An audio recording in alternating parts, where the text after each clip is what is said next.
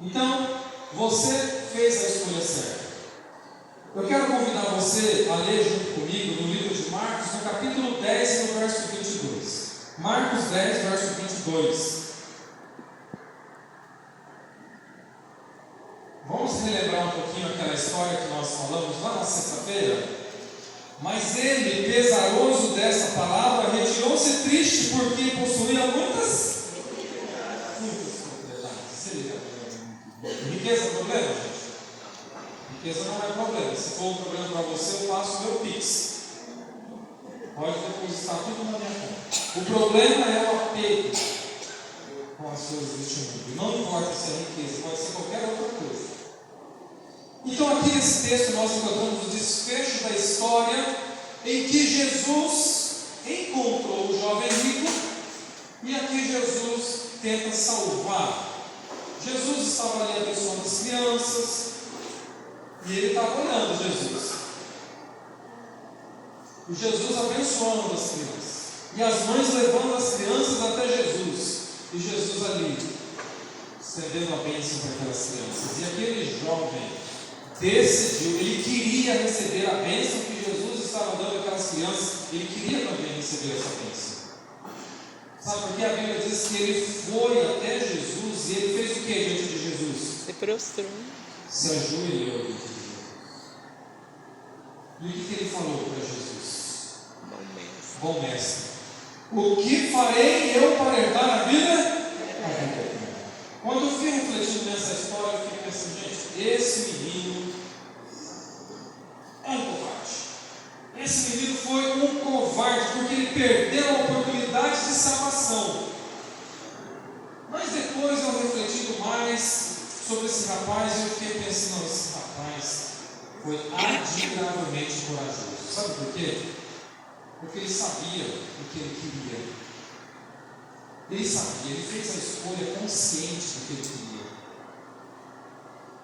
E mesmo com conhecimento, ali praticando os mandamentos, a lei de Deus, como todo judeu, mas existia algo no coração daquele jovem. Havia um vazio no coração dele. E quando ele chega até Jesus, ele estava em busca desse preenchimento, desse vazio que tinha no coração.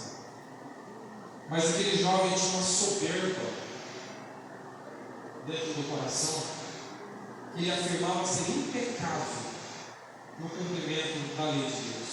Desde a minha mocidade, tudo isso que o senhor está falando aí eu já faço. Eu sou bom. Lembra que nós falamos isso? Ele estava sentindo que era bom.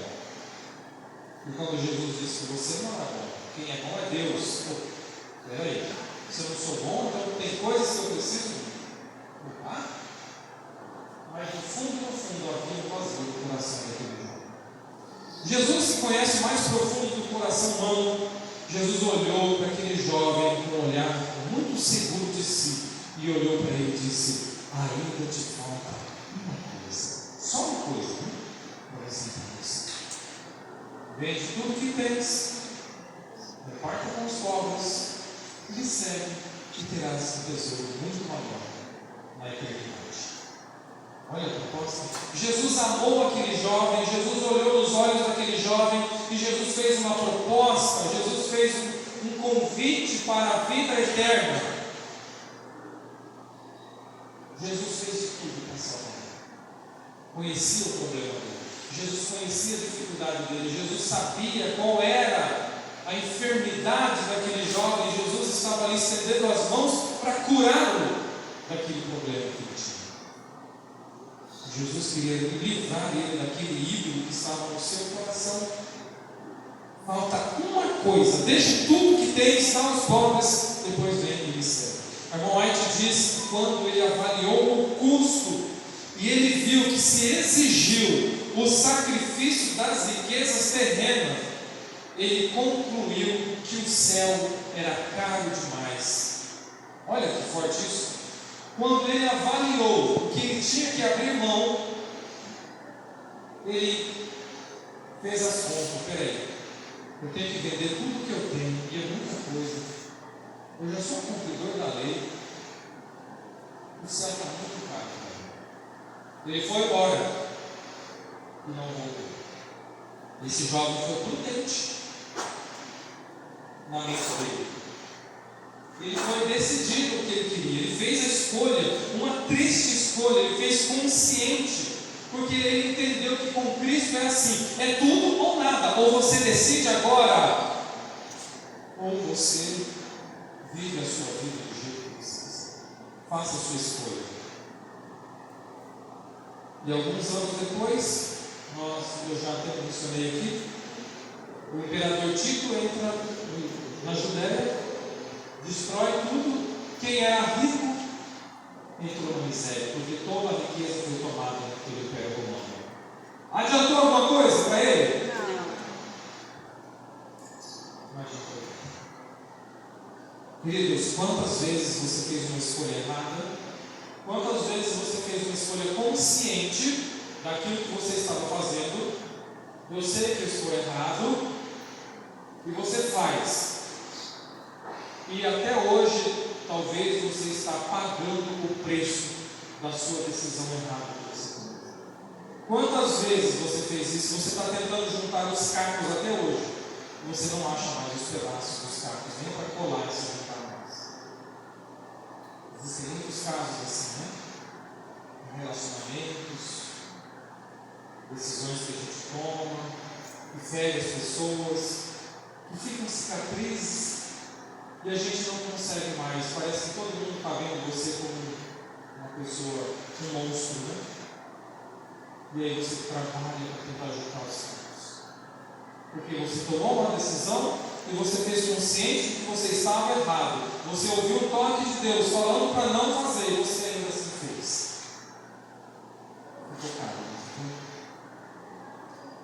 Talvez eu estou falando com alguém aqui que deseja a salvação, que almeja a vida eterna. E a vida pode estar semelhante à vida desse jovem.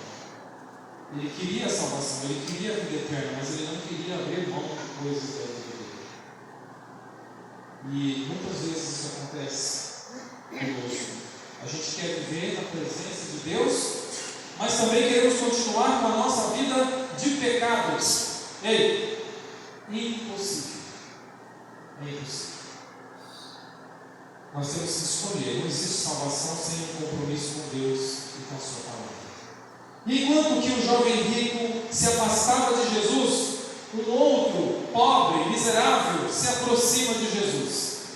E a White diz que Judas, enquanto Jesus estava escolhendo os 12 discípulos, Judas dá um passo à frente, como se autoconvidando para fazer parte do grupo dos 12. E ele não tinha ali amor por Jesus, mas interesse na vida financeira. Ele tinha interesse, ele olhava para Jesus como o Messias que iria estabelecer o império ali e subjugar o Império Romano, ia conquistar todo mundo, e Judas queria ser o Haddad, o ministro da fazenda, que ia controlar tudo, cobrar juros dos romanos, e enfim, ele tinha isso na sua mente. E Judas foi consumido pela ganância, a ponto de trair a confiança com Jesus e também com seus discípulos. E olha, a White diz que em lugar de andar na luz, ele escolheu caminhar nas trevas. Os maus desejos foram acariciados até que Satanás alcançou sobre ele o pleno controle. Forte, né? Judas fez a escolha errada, traiu Jesus, acabou vendendo Jesus por quantas moedinhas de prata? 30 moedinhas de prata. Tarde demais ele percebeu que um pacote de dinheiro, sem a bênção de Deus, não vale nada. Tarde demais ele percebeu isso. Judas perdeu a vida eterna. Será que nós também não estamos vendendo a Cristo por dinheiro? Será que nós também não estamos vendendo a Cristo por uma namorada, um namorado, fazendo coisas erradas? Será que nós não estamos vendendo a Cristo por um pecado acariciado? Você sabe. Será que nós não estamos vendendo a Cristo por termos que transgredir o santo mandamento de Deus? Como nós estamos vendendo a Cristo? O que será que estamos fazendo ao vender a Cristo? Judas morreu perdido dentro da igreja. E ele tinha um cargo importante na igreja, não tinha? Tinha um cargo importante, muito importante na igreja. Queridos, Judas fez a escolha. Um outro personagem da palavra de Deus é aquele que estava à direita da cruz, conhecido como Dimas. Sabe quem colocou esse nome nele? O Dimas. A igreja, né? A igreja católica, que colocou o nome de Dimas, ou o bom ladrão, conhecido também como bom ladrão. E esse bom ladrão, ou Dimas, ou como você quiser chamar, estava ali à direita na cruz, naquele momento em que Jesus foi crucificado. Dimas viveu uma vida errante. Dimas era judeu, cresceu na família da igreja dos reformistas. Dimas sempre ouviu falar da volta de Jesus. Dimas sempre ouviu a palavra de Deus, sempre ouviu o convite para viver na presença de Deus. Mas chegou o momento da vida de Dimas que ele preferiu, que ele escolheu. Ele foi influenciado pelos amigos e ele então passou a viver distante de Deus, a ponto de enfrentar o Império Romano e de ser condenado à morte de cruz. Dimas chegou a esse ponto. Queridos, você não tem noção até onde Satanás pode levar um jovem, um adulto, um idoso, não importa quem quer que seja, porque Satanás personaliza a tentação para a vida de cada um. Ele sabe a fraqueza de cada um aqui, e ele lá no laboratório dos infernos, sei lá onde, ele personaliza a tentação para cada um. Você pensa que o pastor Júlio não tem tentação? Pastor Felipe, Jonas, eu, todos nós temos. Satanás conhece as dificuldades e as fraquezas de cada um. O Martin fala que ele é um dos melhores psicólogos dessa área. E Dimas viveu longe de Deus. E quando Dimas chegou lá na cruz, pendurado na cruz, e agora ele começa a observar de longe uma multidão e uma pessoa toda ensangrentada, que não estava aguentando carregar uma cruz, e as pessoas chutando, batendo, e sangue escorrendo, uma coroa de espinho na cabeça, e aquela multidão agitada pelas hostes de Satanás, e aquele jovem olhando, e no meio daquela multidão, o único ser que irradiava a luz era aquele que estava carregando a cruz. E agora aquele jovem começa a refletir tudo que ele aprendeu na sua igreja, com seus pais, a chegada do Messias, que viria, que morreria por nós. Isaías 53, aquela ovelha que seria levada ao matadouro. Ele começa a refletir sobre tudo isso. E de repente, quando Jesus é colocado na cruz do lado dele, e aquele jovem à esquerda de Jesus: ei, você não é o Deus? Você não é o Messias? Desce aí, salva a gente, mostra o seu poder para todo mundo. E aquele jovem então olha para eles. Vou usar a linguagem do jovem: cara, você não sabe o que você está falando. Nós merecemos estar aqui. Olha o que a gente fez. Agora esse aqui não merece. Ele não fez nada de errado. E aquele jovem, quando ele fala isso, ele recebe um poder que não vem dele. E ele olha para Jesus. Quando ele olha para Jesus, o olhar do Salvador se cruza com o olhar do pecador. E aquele jovem vê a única e última oportunidade de salvação ali naquele lugar, naquela cruz. E ele então faz uma oração quando ele olha para Jesus: lembra-te de mim quando estiveres no teu reino. Por que ele disse isso? Porque ele tinha certeza que Jesus estava ali cumprindo um propósito, e que Jesus não era deste mundo, mas da eternidade. Lembra de mim quando estiveres no teu reino. Querido, Jesus não demorou para dar a resposta para aquele jovem. E a irmã White diz que quando esse jovem, Dimas, perguntou, fez essa oração para Jesus, aquelas pessoas que estavam ao pé da cruz discutindo quem ia ficar com as vestes de Jesus, ouviram esse pedido desse jovem e diz que eles pararam e ficaram olhando aquele homem que estava padecendo na cruz, ficaram esperando a resposta de Jesus. E Jesus, olhando para Dimas, disse: em verdade te digo hoje, que tu estarás comigo no paraíso. Mas fala que aqueles que estavam ao pé da cruz ficaram enlouquecidos, calados. O que ele vai dizer? Em verdade te digo hoje, que tu estarás comigo no paraíso. Queridos, Jesus proferiu ali a maior de todas as promessas. Jesus ali fez uma sentença para aquele jovem: você vai viver comigo para toda a eternidade.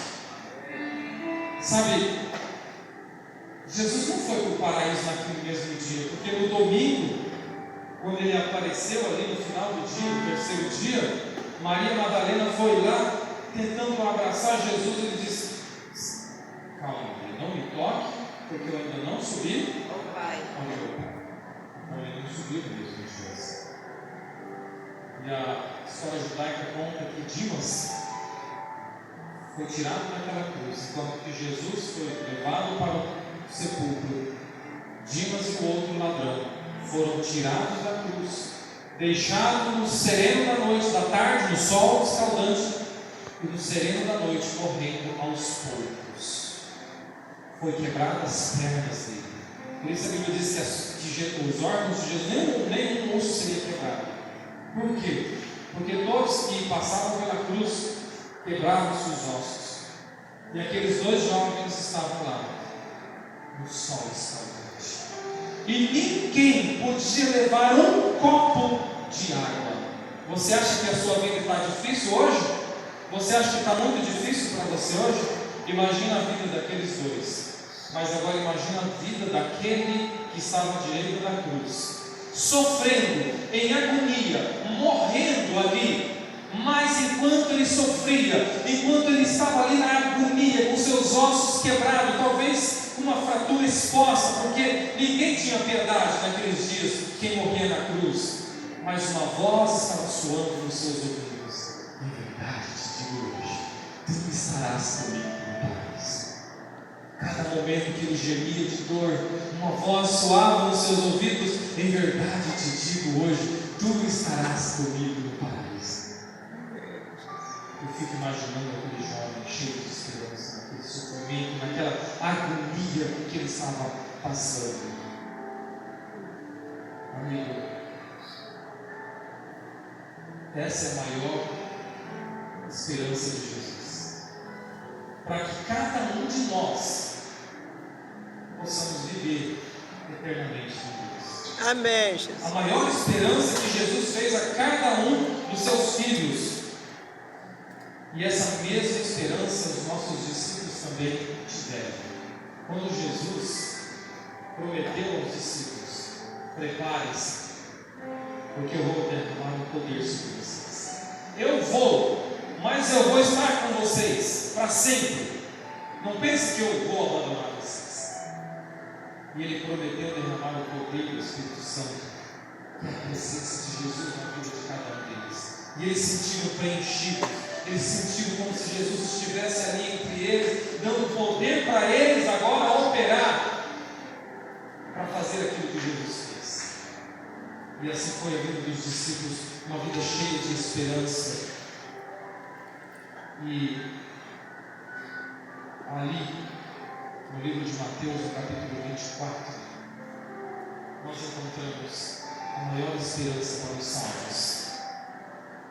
Se você quer entrar no reino dos céus, se você quer viver na presença de Deus, essa promessa que Deus fez, ela tem que cumprir na sua vida.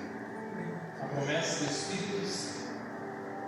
E sabe qual será o maior sinal de Deus de que você está vivendo na presença de Deus?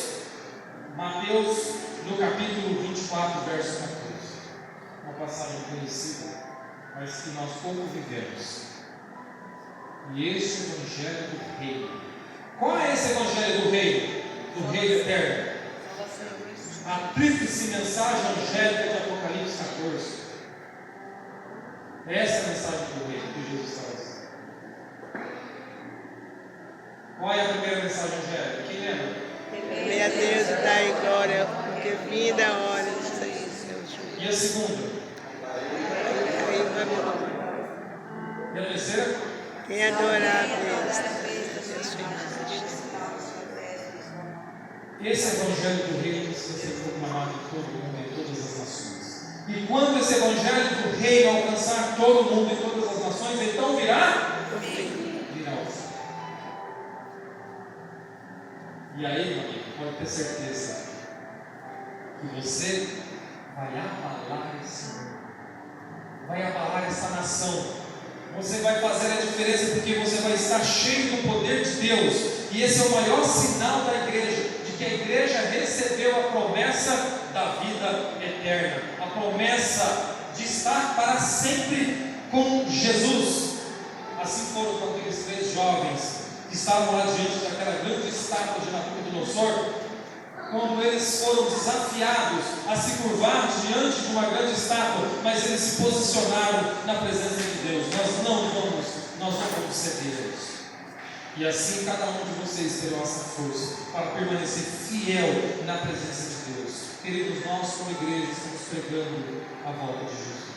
Estamos falando da volta de Jesus em muitos lugares. Eu não poderia sair daqui sem falar da maior de todas as promessas que Deus tem para nós, onde nós vamos viver eternamente com Cristo, que é a promessa da volta de Jesus. Amém.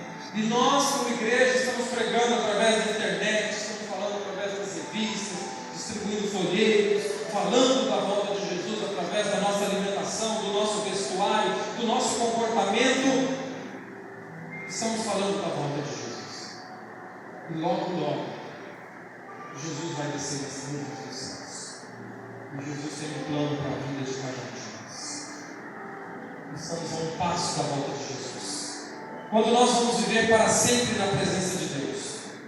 E aí você pode estar pensando assim, mas Leandro, vai demorar um pouco então, porque nós somos um grupo muito pequeno. Outro dia alguém disse aqui em cima que nós temos 40 e poucos mil membros apenas.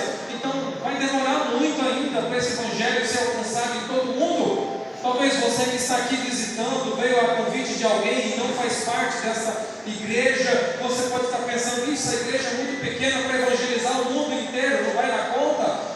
Jesus vai demorar muito ainda para voltar. Você pensa que esses sinais que estão acontecendo aí, todas essas coisas por acaso? Jesus está dizendo para você, eu estou chegando, prepare-se. Você pensa que vai demorar? Quer ver um exemplo como Jesus está às portas? Quem lembra, os mais jovens aí, já talvez beirando os 30, quem lembra quando as 2 torres gêmeas foi abaixo? Quem lembra? 11 de setembro de 2001. Você lembra exatamente onde você estava quando recebeu a notícia? Eu lembro onde eu estava quando chegou a notícia de Jesus. Hoje não tem mais torres gêmeas, não tem. Mas diz que lá, um dia quem sabe eu teria o privilégio de conhecer. Diz que lá é um lugar assim, um lugar legal, assim, onde as pessoas têm um momento de reflexão, onde ele percebe a sensibilidade da vida, e ali tem os pedaços do avião, o sapato das pessoas. Enfim, está tudo ali. Momento de reflexão. Alguém aqui já foi lá, talvez? Olha, irmã, já esteve lá, talvez eu não digo. Então, mas dizem que lá tem um lugar, tem um quadro onde mostra o momento onde o primeiro avião chocou-se no primeiro prédio. E aí, depois de 17 minutos, o segundo avião perdoa-se. E nesse quadro bem grande está escrito assim embaixo: dentro desses 17 minutos, entre uma queda e outra, 2/3 da população mundial estava vendo ou ouvindo a notícia da queda das coisas. 2001. Como que era a tecnologia? Tinha WhatsApp? Não tinha. Não tinha muita coisa. Ninguém pagava a conta pelo celular. Não tinha muita coisa em 2000. Era o XP primeiro, XP, sei lá, alguém dos 2000, uma coisa assim. Agora você pensa comigo. Se com a tecnologia humana de 2001, um homem pode abalar o coração de 2/3 da humanidade em 17 minutos. Pensa comigo, o que o poder de Deus pode fazer em 17 minutos com uma pessoa nesse mundo. Muita coisa, não é? Ainda mais com a tecnologia de 2025. Você acha difícil o Evangelho ser pregado no mundo inteiro assim, não? Acha? Uma coisa eu sei dizer para vocês: Jesus está às portas. Os acontecimentos estão mostrando isso para nós. Logo, Jesus vai aparecer aqui, ó, no céu de Itapimirim. Está escrito, está lá em Apocalipse 1:7. No céu de Itapimirim vai aparecer Jesus nas nuvens do céu. No grande conflito lá menciona isso. E aí Jesus vai soar, vai falar. E os salvos vão ouvir a voz de Jesus. Tu estarás comigo no paraíso. Não vai ser essa frase, mas ele vai ouvir a certeza de que ele está assim. Sabe, Jesus prometeu, mas antes disso, nós vamos passar por um momento de angústia, nós vamos passar por um momento de tristeza, nós vamos passar por um sentimento de angústia tão grande, a ponto de você ficar questionando: meu Deus, o que está faltando comigo, Senhor? Será que tem algum pecado que não foi perdoado, Senhor, e você não vai ter lembrança disso? Mas enquanto isso, aquelas pessoas que escolheram estar longe de Deus, que preferiram viver longe da presença de Deus, elas vão sair de mar a mar, de um lugar para o outro, vão pegar barquinho, vão alugar aqueles naviozinhos ali que a gente foi, vão pegar bicicleta, moto, carro, tudo que for de meio de transporte em busca da palavra de Deus, mas elas não vão encontrar. Não é porque não vai ter Bíblia disponível para as pessoas, não é isso, mas é que o Espírito Santo de Deus não vai mais tocar no coração, não vai haver arrependimento, conversão, não vai haver. As pessoas terão fome, sede da palavra, mas elas não vão mais ser convertidas, porque o Espírito Santo de Deus não vai estar mais convertendo a vida de ninguém. E você já está selado para a eternidade. E agora, queridos, Jesus aparece nas nuvens dos céus. Quando nós ouvimos a voz de Jesus, vai soar uma trombeta. Sabe o que vai acontecer? Talvez você perdeu um ente querido na sua família e você tenha a esperança de ver ele um dia no céu. O anjo dele vai estar lá onde ele está. E ao ouvir a voz de Jesus, todos vão ressuscitar. O anjo de Deus vai segurar a mão dele e vai dizer: vamos lá.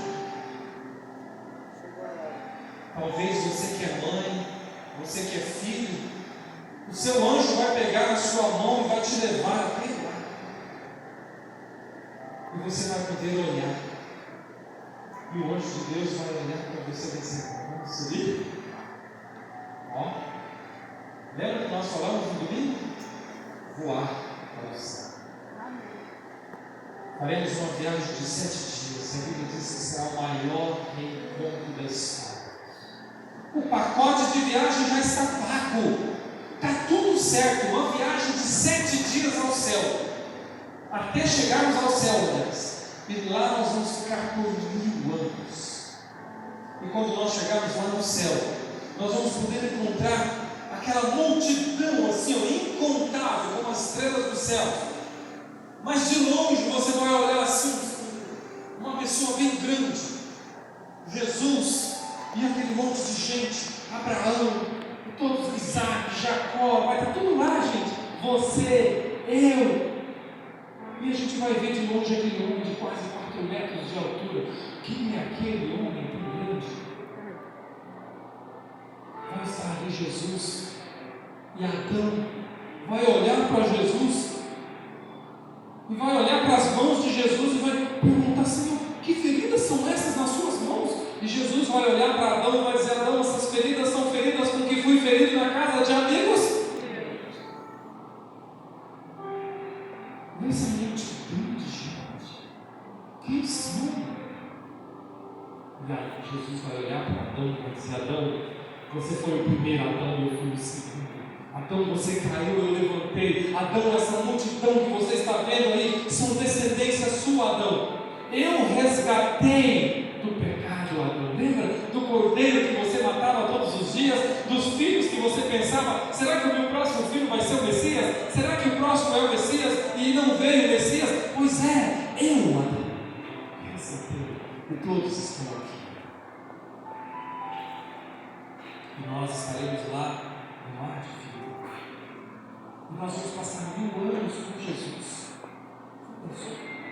Olhando no céu, vivendo para sempre na presença de Deus, aprendendo coisas que você jamais imaginou na sua vida, coisas que a sua mente humana você não consegue alcançar lá. Nós vamos aprender, porque a nossa mente vai estar pura e lúcida. Depois de 1000 anos, deixa eu te falar uma coisa. Esses bancos, essas cadeiras vazias aqui, estão cheios de anjos, ocupando esse espaço. E sabe o que esses anjos estão fazendo agora? Estão anotando todos os momentos dessa conferência. Eles estão anotando isso tudo. E depois de 1000 anos, nós vamos descer. A cidade santa vai se posicionar em cima do Monte das Oliveiras. E junto todos os salvos, todos nós estaremos ali. Mas a Bíblia diz que vai haver uma ressurreição. Uma ressurreição que não será uma ressurreição feliz. Daqueles que não aproveitaram a oportunidade de alcançar essa salvação, de viver na presença de Deus. E se tiver alguém aqui nesta manhã que não vai estar dentro de Jerusalém, se você vai ser salvo ou não, eu não sei. Se tiver alguém aqui que será a minha última vez que eu vou encontrá-lo, eu vou estar com você vai fazer parte dessa ressurreição pós-milênio. E a palavra de Deus diz que você vai ver o filme da sua vida. Cada momento de oportunidade que você teve. Cada momento que Deus tocou no seu coração. Que alguém foi lá e falou para você: levanta-te, esforça-te. Filho, está errado, não faça isso. E você endureceu o coração e falou: quem cuida da minha vida sou eu faço o que eu quiser. O anjo de Deus acordou. Cada momento de oportunidade você vai ver como um filme da sua vida e você vai pensar: por que eu perdi essas oportunidades? E olha, esse momento está sendo registrado pelos anjos de Deus. E se aqui fosse a sua última chance de você aceitar a Jesus como teu Salvador, para viver na presença eterna de Deus, você vai ver esse momento, essa cena passando na sua vida. E você vai pensar: meu Deus, por que eu não aceitei a Jesus naquele dia? Por que eu não abri mão daquelas coisas, coisinha tão pequena, eu perdi a minha salvação? Por quê? Por que eu perdi a minha salvação? Por causa de uma coisinha, um pontinho tão pequeno. Mas sabe o que vai acontecer? Filipenses 2:10 diz que todo joelho vai se dobrar diante da presença de Deus. Você, se tiver alguém aqui que não vai alcançar a salvação, vai reconhecer, vai dobrar o joelho e vai dizer: Senhor, Tu és justo, eu não estou perdido injustamente, porque o Senhor me deu oportunidades, e o Senhor me deu oportunidade. Eu me lembro daquele retiro de carnaval em que eu estive, que Deus tocou no meu coração com muita insistência, e eu não aceitei Jesus. Até Satanás vai se curvar e vai reconhecer e dizer que Deus é justo e que ninguém se perdeu injustamente. Queridos amigos, queridos irmãos, uma coisa vai acontecer. Se tiver alguém dentro da cidade santa, pois com todos aqui estejam, todos nós, se tiver algum familiar seu lá fora, de repente alguém que você tem orado por ele, estudou com ele, pregou, insistiu com ele, e ele estiver lá fora, as lágrimas vão descer dos seus olhos.